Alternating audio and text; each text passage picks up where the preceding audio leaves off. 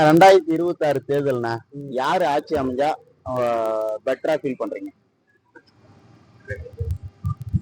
சீமான் அமைச்சா நல்லா இருக்கும், பெட்டரா இருக்கும். எதை வச்சு சொல்றீங்க? எதை வச்சுன்னா போராளி ஒரே ஆள் அவர் தான். அப்படிங்களா? மக்களுக்காக எதுவுமே இலவசங்களுக்காக போராளி ஒரே ஆள் அவர் தான். நடக்கிற எலெக்ஷன்ல விஜய் வந்திருக்காரு புதுசா. விஜய் ஏங்க சும்மா ஆக்டிங் அவர் தான், நடிப்பு தான். மக்களுக்காக என்ன பண்ணுங்க? ஒரு ஒரு மக்களுக்காக ஒரு நியூஸ் சொல்லுங்க, அவருக்கு நான் ஓட்டு போட்டேன், 500 பேரை ஓட்டு போட்டேன். இப்போ பெட்டர் நீங்க யார் ஃபீல் பண்றீங்க? உங்களோட போராளிக்கு விவசாயிக்காக மக்களுக்காக போராளி ஒரே ஆளு நாம் தமிழ் கட்சி தான். நாம் தமிழ் கட்சி தான். பாரு, கட்சி தலைவர்கள் பார்த்தோம்னா கருணாநிதி நல்ல திட்டங்கள் அறிவிச்சிருக்காரு, எந்த நல்ல ஆளுமை நல்லா பண்ணிருக்காங்க. ஸ்டாலின் ஒண்ணு பண்ணல, அதெல்லாம் பண்ண முடியும். Okay, super, thanks. இப்ப 2026 தேர்தல் வருது இல்லைங்களா? இதுல யாருடைய ஆட்சி அமைஞ்சா உங்களுக்கு நல்லா இருக்குன்ற மாதிரி யோசிக்கிறீங்க? இதுவரையில யார் நல்லா செஞ்சிருக்காங்களோ அந்த மாதிரி இருந்தா நல்லா இருக்கும். என்ன சார் பதில் இது?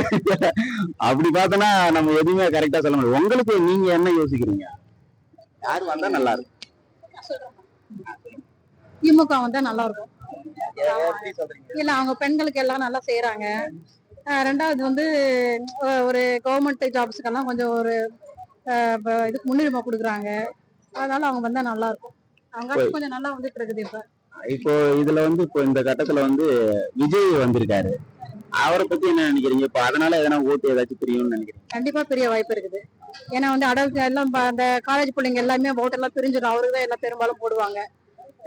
கவர்மெண்ட் ஜாப்ஸ்ல இருக்கிறவங்க ஓரளவுக்கு நமக்கு ஸ்டாலின் பத்தி கருணாநிதி பத்தி தெரிஞ்சவங்க எல்லாம் போடுவாங்க. அவங்களுக்கு பெரிய வாய்ப்பு இருக்குது.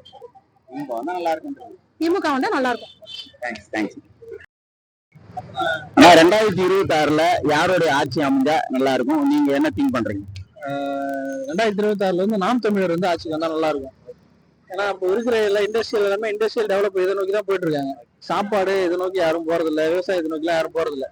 என்ன சொல்ல போனா நாங்களாம் விவசாய ஃபேமிலின்னு வந்தோம். இப்பெல்லாம் விவசாயம் எங்களுக்கே பண்றதுக்கு ஸ்கோப் இல்லாம போயிடுச்சு. அதனால அவங்க வந்தா பெட்டரா இருக்கும். ஓகே, நான் இப்போ விஜய் வந்திருக்காருல்ல, அதனால ஏதாச்சும் உங்களுக்கு இம்பாக்ட் இருக்குமா உங்களுக்கு? விஜய் இப்போ பாத்தீங்கன்னா அவரோட இன்ஃபுளுன்ஸ் மார்க்கெட்டிங் பண்ணதான் வந்திருக்காரு. அவர் ஒரு பெரிய பெரிய திரைக்கு வச்சிருக்கு. அதை வச்சு அவர் எப்படி இங்க சர்வே பண்ணாட்டு தான் வந்திருக்காரு. தவிர அவர்கிட்ட ஒரு பக்கா பிளானிங் கிடையாது, அரசியல் பேக்ரவுண்ட் பிளானிங்லாம்.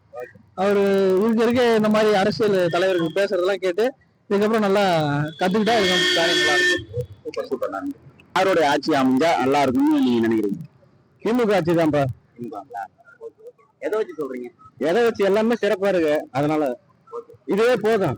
இப்போ நம்ம விஜய் வந்திருக்காரு. அப்போ விஜய் வந்திருக்கும்போது அவங்களுக்கு ஏதாச்சும் இதுல இம்பாக்ட் என்ன இருக்குமா? விஜய் ஒரு மனிதனே கிடையாது, அவனால எப்படி இம்பாக்ட் ஆகும்? ஒரு அரசியல்வாதினா மக்களை சந்திக்கலாம், மக்களுக்கு பிரச்சனை இறங்கி வரணும், அவன் தான் அரசியல்வாதி. நடிகன் தான்.